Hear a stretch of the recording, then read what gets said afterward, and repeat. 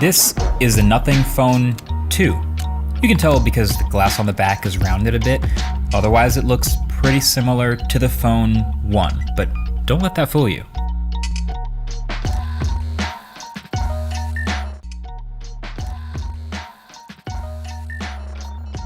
What's up guys, Victor here. Nothing Phone 2 just came out a couple of months ago, and I'm here to show us some of my favorite tech reviewers who have been saying things about it. Nothing is a 2-year-old smartphone company who have been doing great in the industry. They came out with the Phone 1 last year, and now here's the Phone 2. Let's just get right into it. Now the Nothing Phone 2 is available in a white and a dark grey. I have both, so let's unbox them together. And the unboxing experience is actually better than the Phone 1. If you remember the Phone 1, everything kind of slid out. And although we still have the tab to rip open, which I actually messed up on the white version, there is a separate box that slides out and is self-contained. Inside the box, there is the Nothing Phone 2, which we can put to the side for a second. There's some safety information and a warranty card. There's a new semi-transparent Nothing USB-C to USB-C cable and a SIM card ejector tool. Let's now get to the Nothing Phone 2. For the last 3 weeks, I've taken my SIM card out of the $1,200 iPhone 14 Pro Max and put it into the brand new Nothing Phone 2. And the experience was not at all what I was expecting it to be. So for starters, when you're making a move to a phone that is literally half the price, you expect the first few days to be jarring. And yet all I could think this entire time is, this feels the same. Not just that, the screens are basically the same.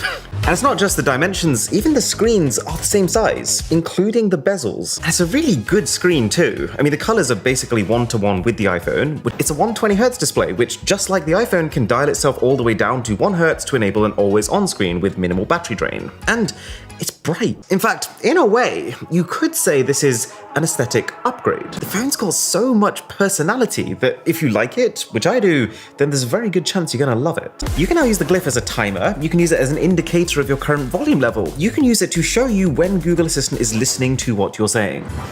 And that brings me on to the software. It's clean, for starters. I mean, everything from the core system animations, the boot up screen, the wake from standby, the status bar pull down. Plus, this is a fast phone. And everything feels tuned towards speed, but in a way that's still graceful. I was quite surprised to find that even the battery and the audio are not compromised either. So this is running the Snapdragon 8 Plus Gen 1, which is basically the best of the best for last year. So let me be very clear, nothing feels slow or last gen on the Phone 2. So overall, has nothing improved? Or has nothing improved? And a lot of people were actually disappointed that it looked so similar to the Phone 1. Like, oh, they barely changed anything. Think about it, if you're a brand new company, like a 2-year-old smartphone company, and you're trying to establish your ID, your DNA for the way your phones are gonna look, you can't dramatically change things that much year to year. If your second phone looks wildly different from your first phone, it's kind of hard to establish that, you know? So yeah, the glass is a little more curved. Generally, it still looks like a Nothing phone, and that's on purpose. This phone has a lot of character. Like, there are a lot of little like tweaks and UI things and features, stuff that they've added that made me go, oh, like that's really nice. Like, I like the fact that you can choose how large an icon is on your home screens. You can add any quick settings as a widget on your home screen, which is dope. I don't know why I never thought of that, but for now, it's already really neat. Two of the most important things with any new phone are gonna be battery life and cameras.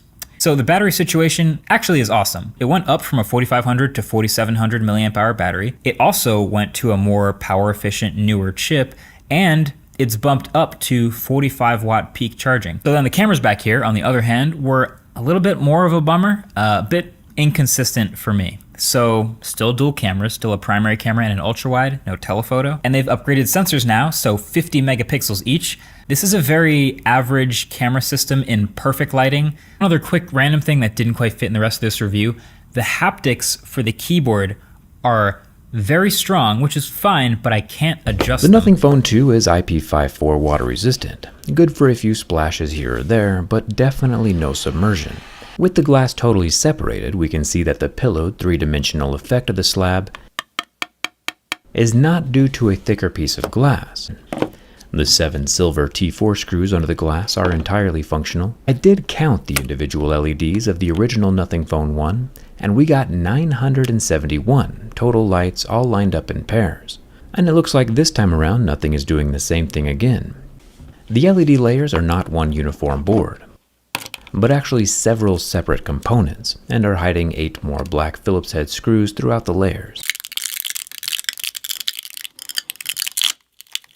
Even with the pull tab, the battery is still very strongly adhered to the phone, but it's nice that the tab doesn't break. Thumbs up for that. It's a rather beautiful device, from both the inside perspective as well as from what can be seen of the insides from the outside perspective.